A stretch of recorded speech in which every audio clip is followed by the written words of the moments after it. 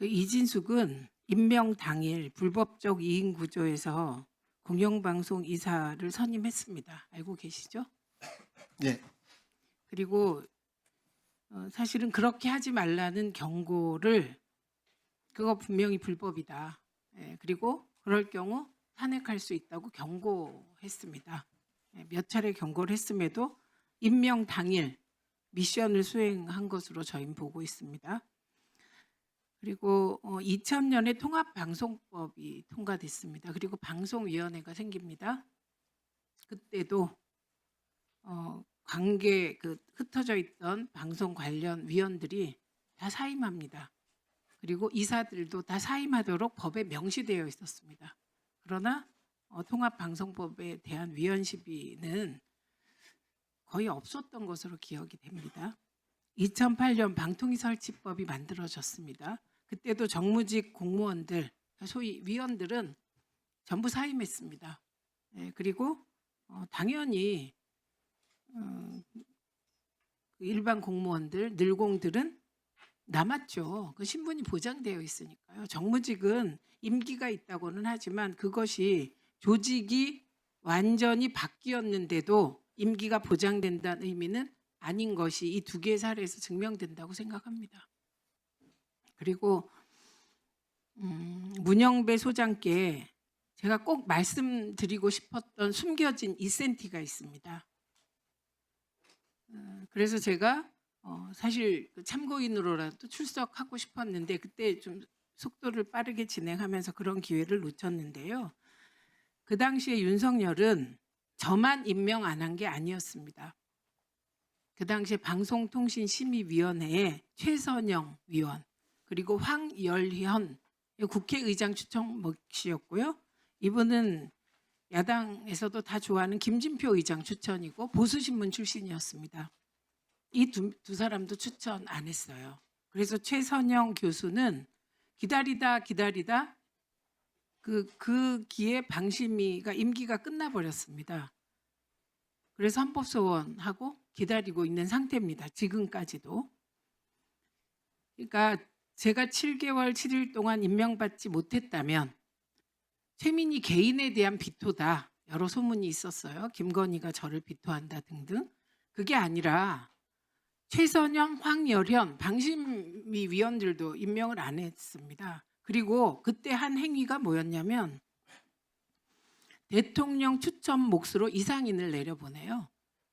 그러니까 이건 이 불법적인 이인 구조 하에서 밀어붙이겠다, 독임제로 운영하겠다는 윤석열의 뜻이 반영된 거다. 그래서 국회가 민주당이 국회 본회의에서 위원을 의결해도 절대로 윤석열은 임명 안 했을 거다. 이 정보를 드렸어야 되는데 그 부분을 드리지 못한 게 그 자리에서 그 답변을 변호사가 이렇게 하지 않으시더라고요. 그래서 제가 그 장면이 매우 안타까웠습니다. 이게 숨겨진 인센티였고요. 그래서 이 역사에 대해서는 분명히 보고가 제대로 안 될 것 같습니다. 제가 그 방통위 과거 구 방통위 내부 구조로 볼 때 이렇게 깨알같이 안 할 것 같아서 제가 말씀드렸습니다. PPT 띄워보세요. 저런 글이 있었습니다. 안 보이잖아요. 더 오른쪽으로. 커피하우스 공간을 빼버리고요. 저런 칼럼이 있어요. 내란에 의한 내란을 위한 내란의 정치. 중간 제목을 보여드려야죠. 중간 제목. 자, 이게요. 내란, 실체 없는 유령 같은 단어의 나라가 들썩한다. 이 인식에 동의하십니까?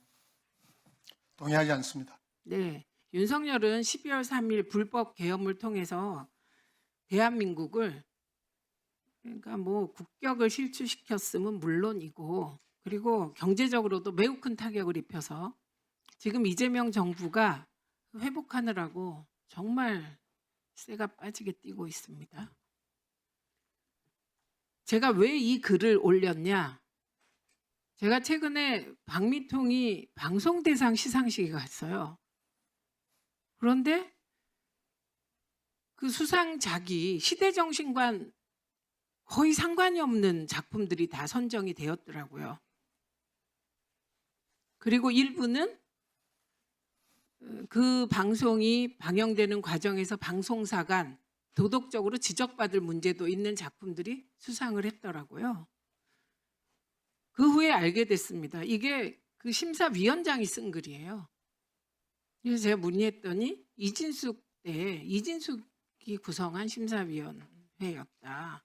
그래서 이게 지금 뭐 위원장 후보자님이나 박미통이 직원들에게 뭐라고 할 일은 아니지만 이 내란을 내란이라고 하지 않고 실체 없는 유령 같은 단어라는 인식을 가진 자를 방송 심사 대상 그 제일 중요한 거예요. 박미통에 의해서 그 대상의 심사위원장으로 뽑은 자가 이진숙 씨입니다. 그런 식으로 박미통이가 운영되어 있는 거예요. 그래서 이 자리에서 이럴 때 이거 다 용인하고 이러면서 뭐 후보자에 대해서 정치적 편향을 얘기하는 건 저는 언어도단이라고 생각합니다. 그리고 후보자가 참여연대를 비롯하여 그 시민사회단체에서 활동한 것은 칭찬받을 일이지 그것이 비난받을 일이라고 전혀 생각하지 않습니다. 그리고 후보자가 오늘 답변하는 과정에서 보니까 헌법학자로서는 소신을 그러나 행정가로서는 박미통이가 위원회 구조잖아요. 그러니까 위원들과 상의해서 결정하겠다. 그게 법이 요구하는 자세와 태도라고 생각하기 때문에 저는 이후 또 하나의 특징이 지금쯤 되면 뭐 빵이 나오든지 와인이 나오든지 뭐 이러거든요. 새벽에 그 법카 쓴 게 나오든지 그런 도덕적 문제 제기가 하나도 없다.